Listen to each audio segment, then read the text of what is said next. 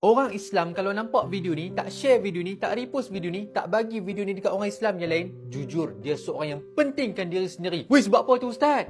Sebab dalam video ni, kita nak baca satu doa. Doa ni kita minta dekat Allah supaya Allah Ta'ala terima segala amalan yang kita buat. Selama ni kita semayang, kita puasa, kita zakat, kita sedekah, kita tolong orang. Belum tentu lagi Allah Ta'ala terima segala amalan kita. Sebab itulah kita nak minta dekat Allah dengan satu doa ni supaya Allah Ta'ala terima semua amalan yang kita buat. Boleh? Sebab itulah saya minta share, repost, bagi dekat semua orang. Kalau kita sayangkan saudara kita yang dekat luar sana, bagilah video ni dekat mereka. Orang lain pun nak juga amalan dia Allah Ta'ala terima. Boleh jadi orang yang dekat luar sana, dia tak tahu pun tentang doa ni. Doa ni pendek je.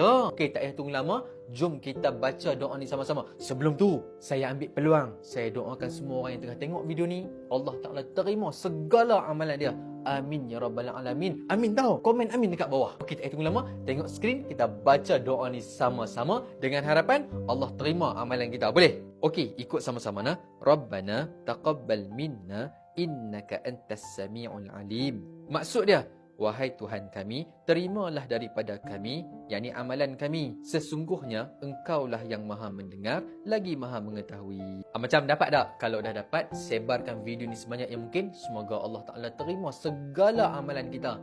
Amin ya rabbal alamin.